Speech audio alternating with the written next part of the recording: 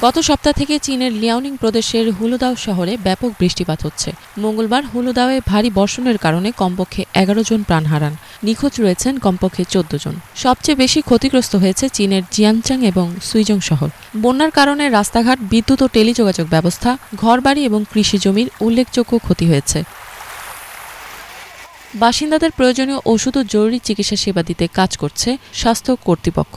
বিভিন্ন জায়গা থেকে সারা দেশের প্রায় শতাধিক স্বেচ্ছাসেবক দল বন্যার্তদের সাহায্যে এগিয়ে আসেন। বন্যা দুর্গত পরিবারগুলোকে সাহায্য করতে স্বেচ্ছাসেবক হয়ে কাজ করছেন প্রতিবেশী এলাকার বাসিন্দারা। স্বেচ্ছাসেবীরা ত্রাণের ট্রাকগুলো থেকে নুডলস, বিশুদ্ধ পানি, ময়দা এবং অন্যান্য গৃহস্থালী সামগ্রী আনলোড করার পর সরকারের পরিসংখ্যান অনুযায়ী গ্রামবাসীদের কাছে পাঠাচ্ছেন। কর্দমাক্ত পথ দিয়েই ক্ষতিগ্রস্ত গ্রামবাসীদের কাছে পৌঁছানোর চেষ্টা করছেন তারা।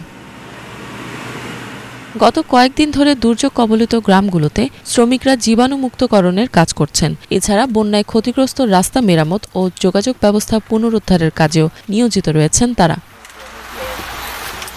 বন্যার কারণে অনেক গ্রামের সাথে পুরোপুরি সংযোগ বিচ্ছিন্ন হয়ে গেছে। দেশের বৃহত্তম টেলিকম সরবরাহকারী দলগুলো গুরুত্বপূর্ণ পরিষেবাগুলো পুনরুদ্ধারে দিনরাত কাজ করছে।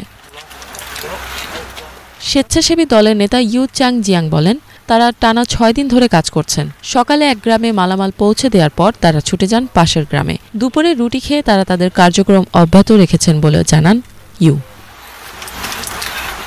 ইফাত জাহান, বাংলাভিশন।